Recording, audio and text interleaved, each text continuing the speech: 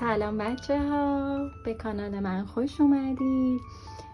امروز قراره که آموزش این گل رو داشته باشیم و دوختش رو با هم انجام بدیم.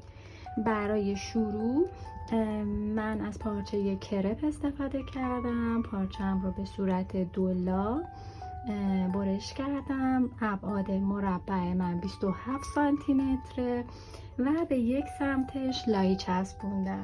ببینید حالا اگر مبتدی هستید و نمیدونید، لایی پرشین به این صورته که یه سمتش چسب داره و قرار میدم روی پارچه در جهت ترکیه پارچه، یعنی ترکیه پارچه در کنار ترکیه لایی قرار میگیره و چسب هم به این سمته که وقتی اتو رو روش میذاریم با حرارت اتو این چسب آب میشه و لایی میچسبه به پارچمون و به پارچمون استحکام میده.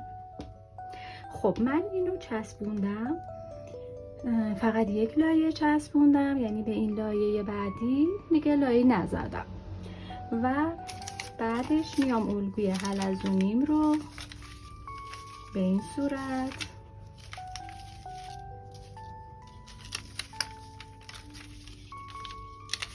قرار میدم. کمی جای دوخت براش میذارم، حدود نیم سانت کافیه.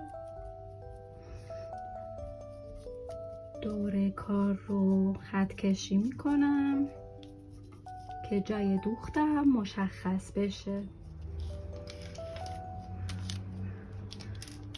خب حالا الگوم رو جدا میکنم از پارچه و جای دوختم مشخص شده باشه.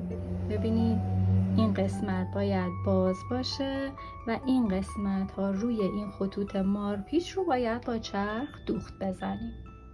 از روی خط مارپیچ چرخ میکنم. خب حالا اضافه های درس رو قیچی میکنم. اینجا که رسیدیم باید دقت کنیم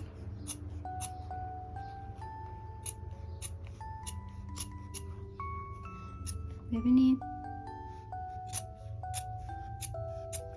این خطمون اینجاست. خب قبل از برگردوندن این قسمت هایی که هلاله رو خیلی خوب خالیش میکنیم. حالا کار رو برمیگردونیم. برای اتو کشی کار رو که برگردوندم با یه سوزن خیلی آروم، جوری که پارچم رو نخکش نکنه، قسمت های هلال رو میارم بیرون و بعد اتو میکشم. اگر تا اینجای ویدیو رو دوست داشتین سابسکرایب کنید که ویدیوهای بعدی رو از دست ندین. ببینید به این صورت کارم بعد اتو به این شکل در اومده.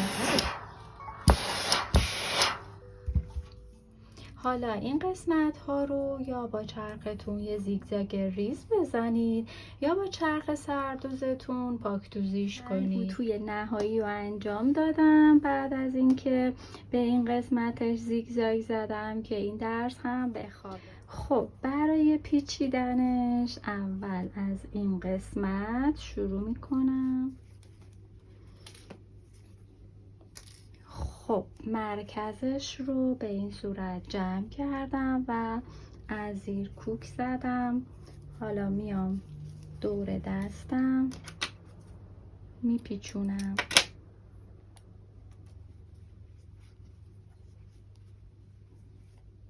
همینطور خیلی راحت میپیچونمش.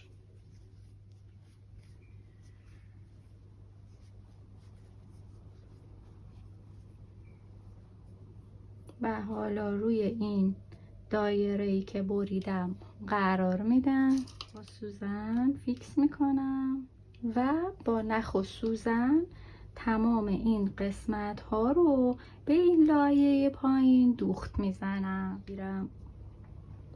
ببینید میخوام این درس اینجا مشخص نشه، همه رو به این صورت دوخت میزنم که از این قسمت بیرون گل به این شکل باشه. پس دوختا رو باید اینجا انجام بدم.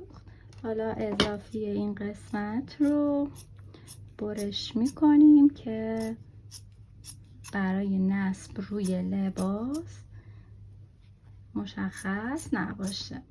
اگر در مورد ساخت این گل سوالی داری میتونی برام کامنت بذاری.